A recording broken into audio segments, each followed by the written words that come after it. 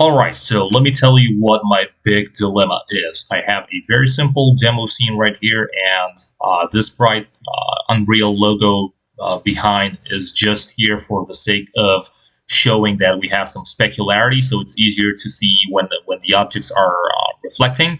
But the main point is this: I have two objects. One is a cone, and the other one is a sphere. Both of them have different colors, and if I press on play here, you can see that at runtime they are changing their specularity and their roughness in and out individually for each object. So yeah, obviously when seeing this, you might be thinking to yourself, "Hey, I think this guy might be using a blueprint." Yeah, it's correct, and I'm also using a material right here, right? So nothing fancy. It's just a base color that I can manipulate. And this change me parameter controls the roughness and the specularity kind of like, out of phase. So I want to have very minimum roughness when its specularity as it is at its maximum and vice versa. Doesn't matter. So I have a material check, blueprints check, and also I have a material instance of that material just because I want to be able to play with the parameters. And obviously I might be later on doing something in the blueprints. I might be having a dynamic version of that material and setting the whole thing from code. Well, that's exactly what the Unreal documentation tells you. First of all, they say, hey, if you ever make a material, it's not a wise thing to just have the material. You should make an instance of it because if you have an instance now, you're able to use the instance editor, and you can change a whole bunch of things right here. So yeah, you can play around with your object, and you can do this individually per instance, not just once per material. And not only that, but if you want to do this not just from the material instance editor, but you also want to do this at runtime, like I've shown you a couple of moments ago, you want to do this via blueprints or code, hey, you have this whole section about constant versus dynamic instances where basically constants are calculated prior to runtime. So basically what I showed you here is the constant version of the material instance. You can manipulate it via the instance editor, but nothing more. And if you want to do it at runtime, like I'm doing it right here, you should create a dynamic version of this.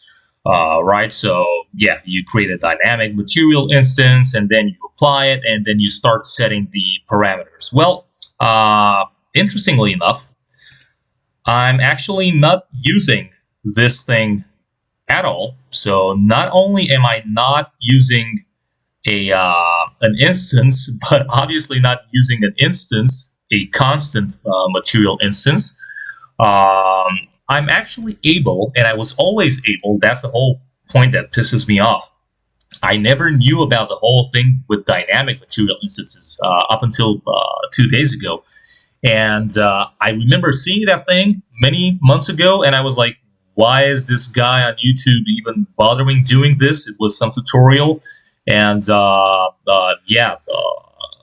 because I always knew that I could do this normally just with my material instance or my material no matter what. And as proof a concept, here at the construction script, I'm actually taking the ball and the cone and I'm giving their base color. Again, remember, this comes from the material directly. This is not some material instance. This is material, so I'm making one red and one green.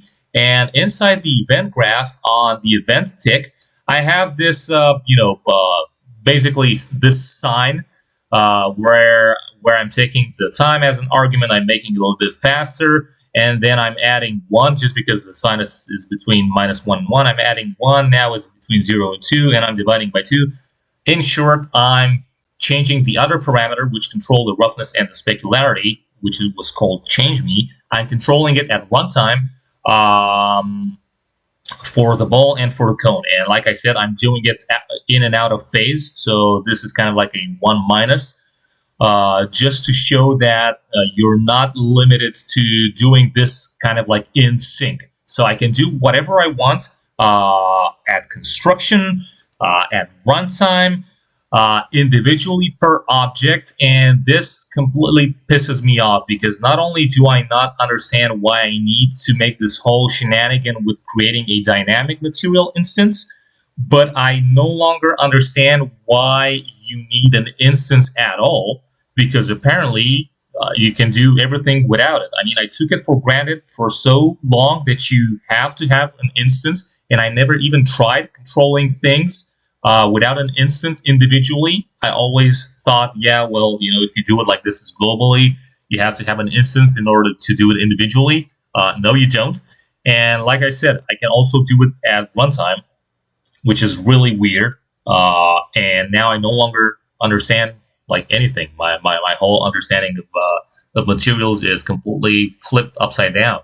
It's like my whole Unreal Engine world is a lie. So guys, please let me know if you have any idea about what's going on. How is this working? Why is this working? Is this supposed to be working like this? Or I mean, yeah, just please give me some tips, because I mean, even if this is kind of like yeah, it's working, but you shouldn't be doing it like this. First of all, I need to understand why, and second of all, the documentation says otherwise. It clearly says that a material instant constant is an instant material instance material that calculates only once prior to runtime. This means that it cannot change during gameplay. No, I think I showed you clearly enough that I didn't do any of these things. So yeah, it's just basically setting the scalar parameter values on the materials themselves, or even the vector ones.